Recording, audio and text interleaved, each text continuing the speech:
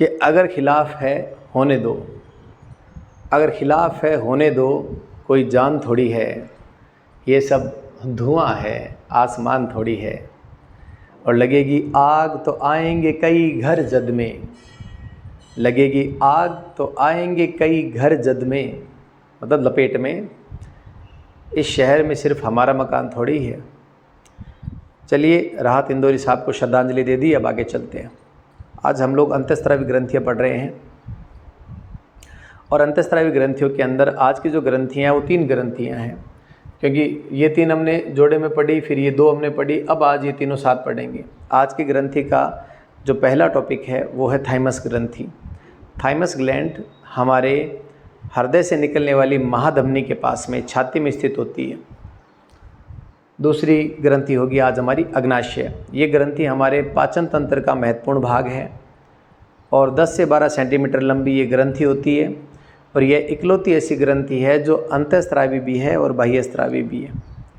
हमारी तीसरी ग्रंथि होगी अधिवृक्क ग्रंथि। यह हमारी दोनों किडनियों के ऊपर पाई जाने वाली बड़ी छोटी सी टोपीनुमा ग्रंथि है। तीनों ही ग्रंथियाँ मज़ेदार है, इनके हमारे जीवन में बड़े योगदान होंगे। आइए सीखना शुरू करते हैं। तो आइए शुरू करते हैं हमारी ग्रंथि जिसका नाम है थाइमस ग्रंथि।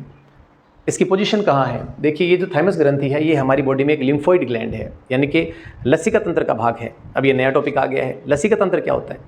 जिस तरीके से हमारे शरीर में खून की पतली पतली एक नलियों का जाल है, वैसे ही उनके बराबर में पानी से भरी हुई नलियों का एक जाल चलता रहता है। उसमें प्योर पानी नहीं होता है, उसके अंदर बहुत प्रकार के लवण, कुछ फैट्स, कुछ स्टोरेज मटेरियल और बहुत सारे एंटीबॉडी स्टोर रहते हैं। और वो जो पूरा सिस्टम है ना, ये हमारे प्रतिरक्षा तंत्र का बहुत महत्वपूर्ण भाग है और थाइमस ग्लैंड उसी का एक हिस्सा है। एक बहुत बड़ा कंजक्शन पॉइंट आता है जहाँ पर लसिका के अणु स्टोर किए जाते हैं। और मेरे प्यारे बच्चों, इसीलिए थाइमस ग्रंथि का मुख्य काम भी तो प्रतिरक्षा तंत्र में शरीर की रक्षा करना है। ये कौन सा हार्मोन छोड़ता है? ये थाइमोसिन हार्मोन छोड़ता है। थाइमोसिन हार्मोन के भी आगे कई ग्रुप बनाए हुए हैं, जैसे थाइमोपोइटीन और थाइमुलिन। तो हमारे लिए ये काफ़ी होगा कि अभी आप थाइमोसिन हार्मोन याद कर ले, ये थाइमोसिन हार्मोन छोड़ती है। अच्छा, इसके अलावा देखते हैं क्या काम करता है ये। देखिए, प्रतिरक्षा तंत्र का महत्वपूर्ण भाग है थाइमस ग्लैंड। प्रतिरक्षा तंत्र से मतलब पहली तो बात बताऊं, प्रतिरक्षा तंत्र क्या होता है? जो हमें बीमारियों से बचाता है वह तंत्र कहलाता है प्रतिरक्षा तंत्र, यानी कि इम्यून सिस्टम। भाई देखो, आज हम बाज़ार में घूम रहे हैं, हम धुआं, धूल, मिट्टी, हमने किसी के हाथ से नोट लिया है, उस नोट को गिनने में हमने थूक लगा करके फिर उसको नोट को गिना है। हमारे हाथ में दुनिया भर के जर्म्स आते हैं। यद्यपि हम बार बार साफ़ करते हैं, लेकिन देखो फिर भी हमारा बार बार जर्म्स से, कीटाणुओं से, बैक्टीरिया से, वायरस से, फंगस से एनकाउंटर होता ही रहता है।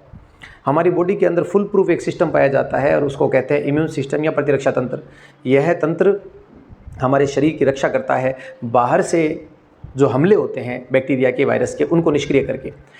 और इसी वजह से आम तौर पे जिसका प्रतिरक्षा तंत्र मजबूत होता है वह जल्दी से बीमार भी नहीं पड़ता है, और जिसका कमज़ोर है वो छोटी छोटी कुछ भी, जैसे ठंडा पानी पिया जुकाम लग गया, या नहा करके बाहर निकला पंखा चालू था जुकाम लग गया।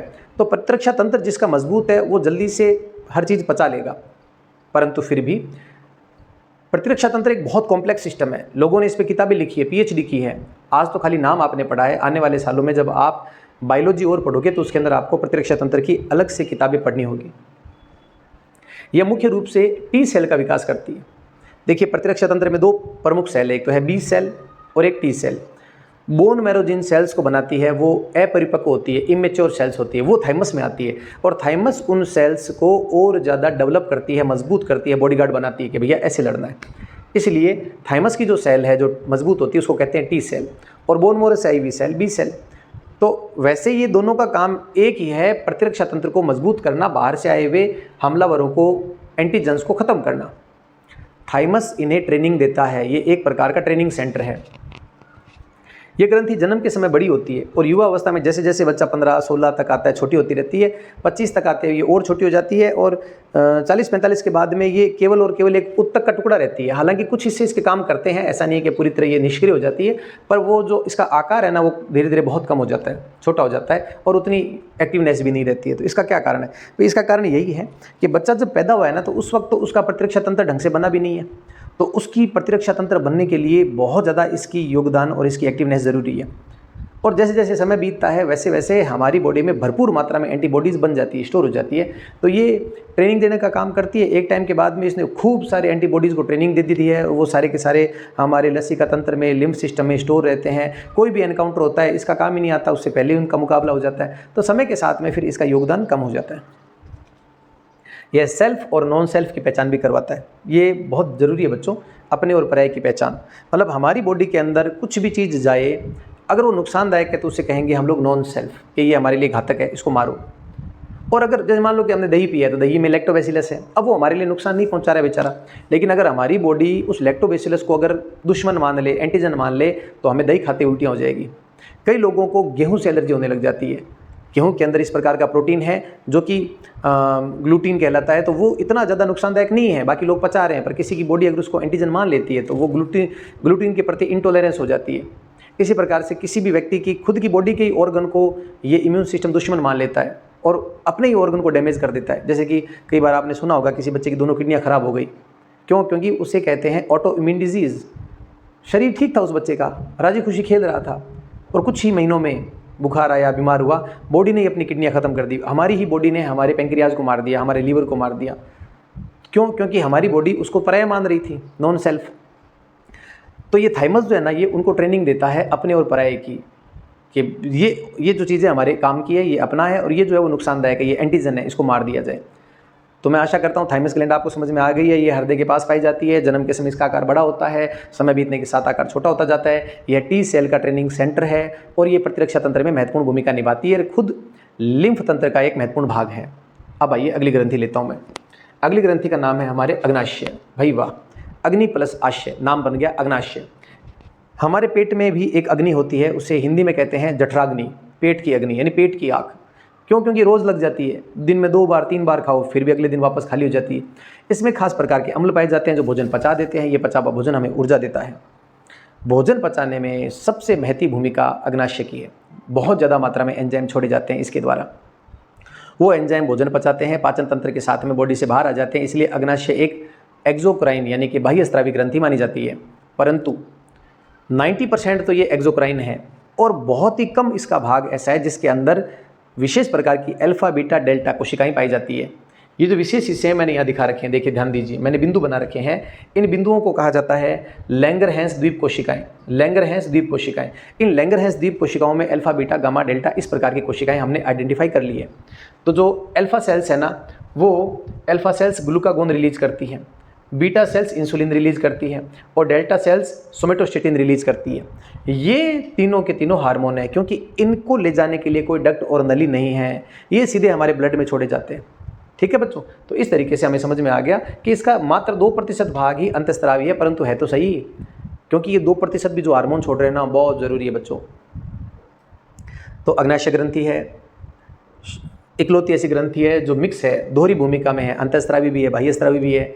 ज़्यादातर तो बाह्यस्रावी है, परंतु 2% इसका हिस्सा alpha beta gamma delta cell से बना हुआ है, और ये सेल्स जो है ना वो इंसुलिन, ग्लूकागोन, सोमेटोस्टेटिन ये सारे के सारे हार्मोन छोड़ती है। आइए अब देखते हैं ये काम क्या करती है। देखिए, इंसुलिन जो है वो रक्त में शर्करा का नियंत्रण करता है। हम जो कुछ भी खाते हैं उसके अंदर ग्लूकोज तो होता ही है, वो ग्लूकोज ब्लड में जाता है। अब ग्लूकोज क्या है बेसिकली, मैं अगर ऐसे उदाहरण दूं तो चीनी मान सकते हैं। अब अगर वो आपने एक गिलास में चीनी घोली, धीरे धीरे वो चाशनी बन जाएगा। हमारा ब्लड जो है वो बहुत ज़्यादा मैक्सिमम पानी है, और उस पानी के अंदर RBC, WBC, platelet, lipid, fat, enzyme, पोषक तत्व और उत्सर्जन वाले तत्व, हानिकारक तत्व सब मिक्स हैं। इसके अंदर अगर इसकी डेंसिटी कम होती, डेंसिटी जैसे कम रहती है तो इसमें पानी ज़्यादा रहता है, ये आराम से फ्लो करता है। लेकिन अगर इसके अंदर शुगर की मात्रा बढ़ जाए, चीनी अगर बढ़ जाएगी तो इसकी डेंसिटी बढ़ जाएगी। ऐसे केस के अंदर ये फिर गाढ़ा हो जाता है और धीमी गति से बहना शुरू करता है, रुकेगा। इस वजह से ब्लड का बहना धीमा हो जाता है और वो आगे जाकर के कई तरह की बीमारियां देता है। क्यों?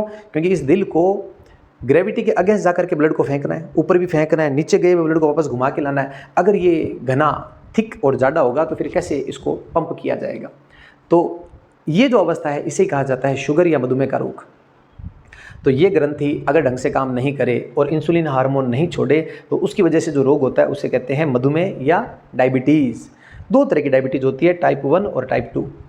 यदि किसी व्यक्ति के अंदर पेंक्रियाज यानी अग्नाशय पूरी तरीके से खराब हो गया है, 1% भी काम नहीं कर रहा है, इंसुलिन छोड़ ही नहीं रहा है, तो ऐसे व्यक्ति को इंजेक्शन लगाने पड़ते हैं इंसुलिन के।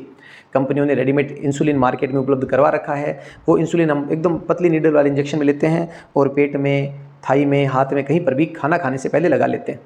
उसका अमाउंट फिक्स किया जाता है कि आप इतना, आपकी शुगर हाई रहती है तो इतना इंसुलिन रोज़ लेना है और इतना खाना खाना है। तो फिर वो बैलेंस करके चलते हैं, इतना इंजेक्शन लिया, इतना खाना खाया। इंजेक्शन ज़्यादा लेके खाना कम खाया तो भी प्रॉब्लम है, इंजेक्शन कम लेकर के खाना ज़्यादा खाया तो भी शुगर बढ़ी रहेगी। तो मैं उम्मीद करता हूँ कि यहाँ समझ में आ गया। आगे भविष्य में मैं आगे, क्योंकि मैंने काफ़ी साल तक मार्केटिंग की है फार्मास्यूटिकल प्रोडक्ट्स की, तो मैंने ज़्यादातर काम किया कार्डियो डायबिटिक सेगमेंट में, यानी हार्ट और शुगर की जो दवाइयाँ हैं वो मैंने बेची है, डॉक्टरों को जाके बात किया है, कंपनियों को रिप्रेजेंट किया है। तो हम लोगों की ट्रेनिंग हुआ करती थी पहले कि भाई आपको ये प्रोडक्ट बेचना है, आपको अपने प्रोडक्ट की पूरी जानकारी होनी चाहिए। तो आगे समय निकाल कर मैं मधुमेह पर और आपके जो हार्ट की बीमारी है CAD, corona artery disease, coronary artery disease है, उन पर भी वीडियो बनाऊंगा मैं। देखिए, अगर इंसुलिन एक कुछ भी नहीं बन रहा है तो उसे कहा जाता है टाइप 1, ऐसे व्यक्ति को तो इंजेक्शन लगते हैं। और अगर इंसुलिन बन रहा है पर उतनी अमाउंट में नहीं है तो उसे कहा जाता है टाइप 2, ऐसे व्यक्ति को टैबलेट दी जाती है और वो टैबलेट अग्नाशय को जाकर के एक्टिव रखता है कि भाई तू इंसुलिन छोड़ता रहे। एक और प्रकार का भी डिजीज़ है जिसका नाम है डायबिटीज़ इंसिपिडिस। अब क्योंकि डायबिटीज़ नाम देखता है तो बच्चे को लगता है कि ये भी शुगर वाली है। प्यारे बच्चों, ये अग्नाशय से जुड़ी हुई बीमारी नहीं है, ये बेसिकली किडनी से जुड़ी हुई बीमारी है। इसमें क्या होता है कि किडनी डिस्टर्ब हो जाती है और वो बहुत ज़्यादा मात्रा में पेशाब बनाती है और बहुत ज़्यादा पेशाब बनने लग जाता है। इसमें रक्त की शर्करा नहीं बढ़ती है पर यूरिन की मात्रा बहुत ज़्यादा हो जाती है और पेशाब ज़्यादा लगने की वजह से, वजन घटने की वजह से, कमज़ोरी रहने की वजह से इसके लक्षण शुगर से मिलते जुलते हैं। तो एक पल के लिए तो डॉक्टर भी कंफ्यूज रहते हैं कि यार लक्षण तो शुगर जैसे हैं लेकिन इसको शुगर नहीं है, परंतु इसका नाम है डायबिटीज़ इंसिपिडीज़ और यह पूरी तरीके से मधुमेह से अलग बीमारी है। ठीक है, तो मैं आशा करता हूँ कि ये बातें आपको समझ में आ गई। एक हमारा और हार्मोन है, उसका नाम है ग्लूकागोन। ये अल्फा सेल्स रिलीज़ करती है और ये क्या काम करता है प्यारे बच्चों, ये अब होगा क्या कि भाई देखो, इंसुलिन तो हमारे रक्त के अंदर ग्लूकोज को बैलेंस रखता है। हम जैसे खाना खाएंगे, ग्लूकोज हमारे ब्लड में गया है, हाथों हाथ इंसुलिन जाएगा और वो हर सेल्स का दरवाज़ा बजा के कहेगा ग्लूकोज आ गया ले लो, ग्लूकोज आ गया ले लो। यानी कि इंसुलिन कोशिकाओं को सूचित करता है ग्लूकोज के आने के बारे में। इंसुलिन की मौजूदगी के बिना कोशिकाएं ग्लूकोज को इनटेक नहीं करती है, ग्रहण नहीं करती है। इंसुलिन के पास चाबी है साफ दरवाजे की, ये मान लो। इंसुलिन दरवाज़ा खोलेगा, ग्लूकोज को अंदर डालेगा, बंद कर देगा। इस प्रकार जब कोशिका में ग्लूकोज पहुंच जाएगा तो वहाँ पर माइटोकॉन्ड्रिया उसका ऑक्सीकरण करके ऊर्जा बना लेगी। तो जैसे ही खाना खाया, रक्त में ग्लूकोज का लेवल बढ़ा, इंसुलिन आया, उसने वापस सारा ग्लूकोज डाल दिया सेल्स के अंदर और रक्त में वापस से ग्लूकोज का लेवल नॉर्मल हो गया है। ये प्राकृतिक सिस्टम हमारे चलता रहता है। अच्छा, ग्लूकोज यानी कि शुगर जब अधिक मात्रा में कहीं रहता है तो धीरे धीरे वो ग्लूकोज से ग्लाइकोजन बन जाता है और ग्लाइकोजन हमारी बॉडी में स्टोर रहता है। ज़्यादा हम जैसे ज़्यादा चावल खा रहे हैं, ज़्यादा मीठा खा रहे हैं, ज़्यादा घी तेल की चीज़ें खा रहे हैं तो व्यक्ति मोटा हो जाता है। ग्लाइकोजन का स्टोर होता है, उसमें फैट होता है, वो स्टोर हो जाता है, मोटा ताजा हो जाता है।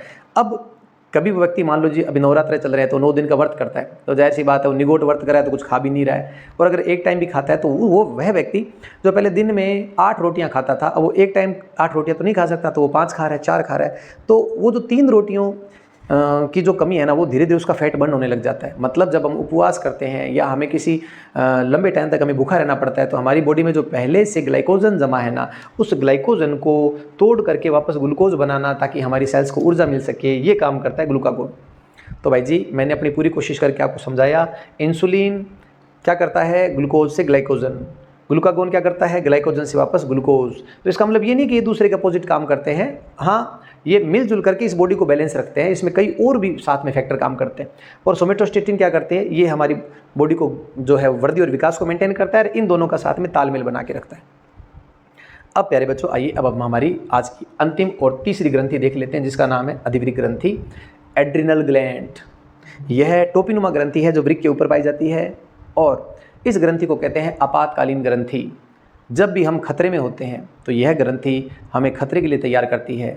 खतरा मतलब जैसे कि हम सड़क से जा रहे हैं, राजी खुशी जा रहे हैं और अचानक हमारे ऊपर 4-5 कुत्तों ने हमला कर दिया। जाहिर सी बात है, हम भले आपके पाँव दर्द कर रहे हैं, पाँव में चोट लगी हुई है, पहले धीरे धीरे चले थे, पर अब कुत्तों से बचने के लिए आप तेज़ भागोगे। उस वक्त आपको जो कुछ भी दिखता है, किसी का घर दिख रहा है, दरवाज़ा खोल के अंदर चले जाओगे, दरवाज़ा बंद है तो ऊपर से कूद के चले जाओगे। अगर घर नहीं है, कहीं बाढ़ दिख रही है तो बाढ़ के ऊपर से कूद जाओगे। अगर सीढ़ियाँ दिख रही है तो ऊपर चढ़ जाओगे और वो अगर मान लो वो कुत्ते वहाँ भी आ जाएंगे तो नीचे कूद जाओगे। ये क्यों हुआ भैया? इसे ही कहते हैं fear fight run hormone, FFR hormone, मतलब डर के समय, युद्ध के समय और भागते समय ये हार्मोन हमारी बॉडी को बैलेंस रखता है। यह हार्मोन बहुत ज़्यादा मात्रा के अंदर, यह हार्मोन बहुत ज़्यादा मात्रा में, जैसे मान लो खतरा आ गया, तो खतरा जब आया है तो यह हार्मोन क्या करता है, यह हार्मोन खतरे के समय रिलीज होता है और हमारे हार्ट को पंप तेज़ करवाता है। हार्ट को पंप तेज़ करवाने पर क्या होता है, हार्ट रेट बढ़ जाती है, श्वसन दर बढ़ जाती है। इन दोनों के बढ़ने से हमारी बॉडी को ऑक्सीजन की सप्लाई बढ़ जाती है और वो ऑक्सीजन की बढ़ी हुई सप्लाई सारी कोशिकाओं को मिलती है और ज़्यादा मात्रा में, जैसे इंजन, कैसे इंजन में आप बहुत ज़्यादा पुरानी फिल्म में देखी है, शोले में, कि डाकू आ गए तो वो क्या करते हैं, कोयला डाल रहे हैं इंजन में, गाड़ी तेज़ हो गई, तो जैसे आपकी सेल्स के अंदर ग्लूकोज ज़्यादा जाती है, ग्लूकोज ज़्यादा ऑक्सीकरण करते हैं, फटाफट फटाफट और कोशिकाओं को ऊर्जा मिलती है और आप बड़ी तेज़ी से भाग लेते हो जान बचाने के लिए। पीछे खतरा होता है, भागते नहीं भागते हो, पीछे कोई बैल पड़ गया, अब आप भागे जा रहे हो, भाग भाई भाग। तो खतरे के समय हार्ट रेट को बढ़ाना, श्वसन दर को बढ़ाना, फियर फाइट रन के टाइम ये हार्मोन काम करता है। और हार्मोन कौन सा है, एड्रीनलिन हार्मोन। ठीक है बच्चों। दूसरा हार्मोन है इसका नॉर एड्रीनलिन हार्मोन। ये क्या करता है, वापस शरीर को नियमित करता है, संतुलित करता है। और ये जो नॉर एड्रीनलिन हार्मोन है और एड्रीनलिन हार्मोन, ये दोनों मिल करके काम करते हैं और खतरे की स्थिति को बैलेंस कर लेते हैं। अगर ये ग्रंथि गड़बड़ हो गई है तो 2 प्रकार की बीमारियां आपको ध्यान में रखनी है। एक नाम है एडिसन की डिजीज़ और एक नाम है कुशिंग डिजीज़। इनको जब आप आगे की कक्षा में जाओगे तो इनके बारे में और पढ़ोगी। अभी बात इतनी है कि ये ग्रंथियां, ये ग्रंथि जो है, जो हमें दिख रही है अधिवृक्क के रूप में, ये ग्रंथि कुछ हार्मोन, पुरुष हार्मोन भी छोड़ती है, एंड्रोजन कह देते हैं। तो कुछ मात्रा इसका लैंगिक लक्षणों में भी होता है। तो अब ये डिजीज़ अगर हो गई है तो व्यक्ति फिर बाद में डिस्टर्ब हो जाता है, शारीरिक रूप से कुरूप हो जाता है और कई प्रकार की उसको समस्याएं आती है। तो हम आगे की कक्षाओं में पढ़ेंगे, परंतु आज के लिए इतना ही। अलविदा, सत श्री अकाल, धन्यवाद। लगे रहें और मेरे ये वीडियो कक्षा 9 और 10 तक के बच्चों को पहुंचाएं। धन्यवाद।